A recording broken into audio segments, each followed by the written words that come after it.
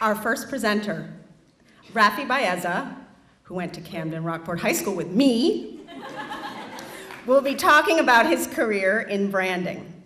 He will discuss everything from developing branding systems for corporations such as FedEx to working on exhibitions for the Farnsworth, where he is currently the creative director.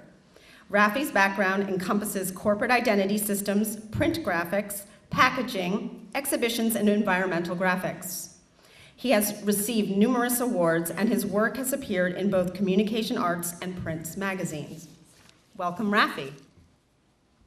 Hi, my name is Rafi, and I'm a creative director.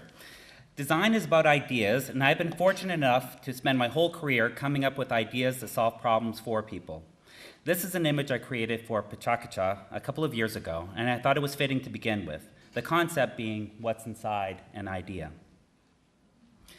Sometimes using Photoshop to remove information makes what is left more powerful.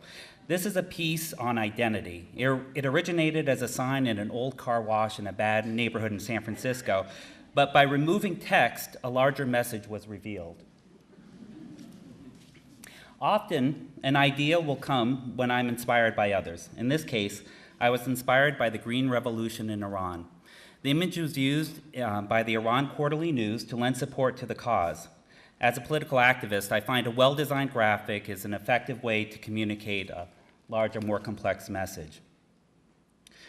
When I can introduce an element of magic into a brand, I know I've got something good. This is an image from my redesign of the Florida Grand Opera's logo. Photography plays a large role in my design process. I actually prefer it to Photoshop. This piece I created by cutting out letters from a board and shining a gelled light behind it in my bathroom and taking the photograph. I wanted to communicate visually the mystery of an opera and invite the audience to be part of the journey. Through the device of a window created by the letterforms, this spellbound direction reminds people of the magic that awaits on the stage. Now, FedEx was the first corporate brand I worked with while a designer at Landor, San Francisco. It has been named one of the greatest brands of all times. The combination of the purple and orange colors, ample white space, and an arrow hidden between the capital letter E and the lowercase x makes this identity unique. As a designer,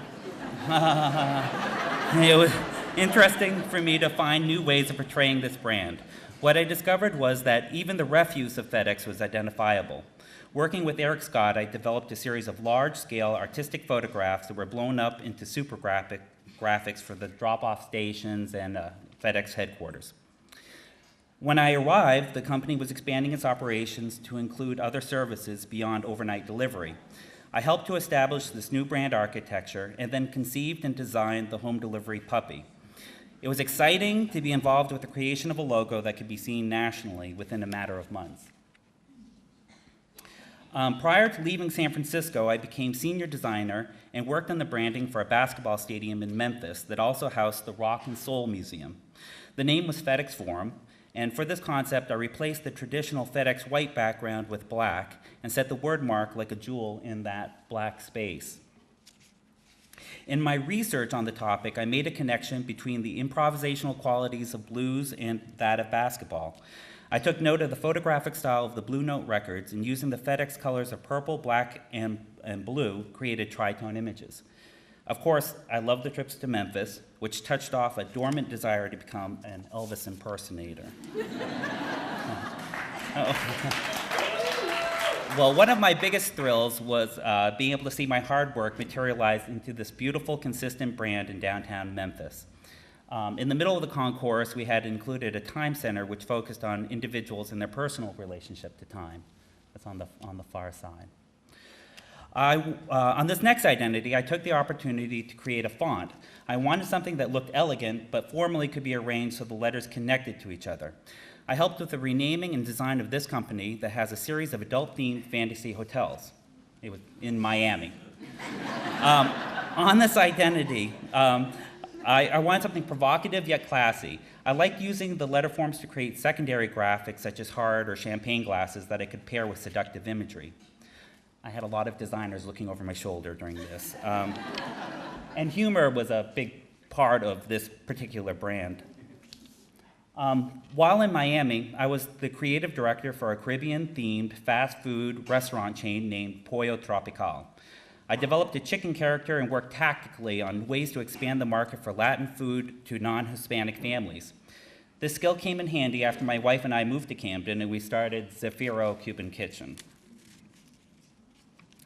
This is another puppy I created for a video game, but this one is a little warped. By modifying the W in the word warped, flipping the letter around, and adding an eyeball, I created a unique typographic character.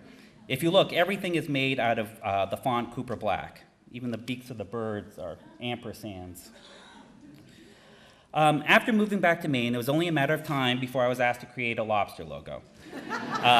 This logo is made up of the elements of a stand-up paddleboard race to make it unique to Maine. That was the request. And you can see in the head the mountains meeting the sea, and in the tail, a sup paddle. When I was fortunate enough to be hired as the creative director at the Farnsworth Art Museum, they were preparing the Wizard of Oz show. This was a designer's dream, and I worked quickly to communicate graphically the wonder that the movie had instilled in me as a child. While working at the Farnsworth, I've had the great opportunity to collaborate with wonderful staff and many talented artists in this area. This was originally a wood block created by Lesha Soker of Pumpkin the Cat. I then took her image and turned it into a Warhol-esque graphic to promote the Internet Cat Video Film Festival.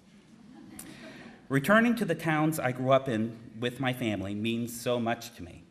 I love the feeling of contributing artistically to my community. During my summer breaks from Bowdoin, I used to work with Carrie Geenan at the laboratory at FMC in Rockland, and now 20 years later, I can work with the same medium as an artist. Using the marbling talents of Cindy and McGurl, we created large canvases of color for the Holy Festival. My final slide shows the design concepts for the Shaker exhibition at the Farnsworth. I used a combination of Shaker quotes and important objects to the culture suspended in air above the words, communicating the transient nature of life in general. So I leave you with this quote: "Do all of your work as though you had 1,000 years to live, and as you would if you knew you must die tomorrow."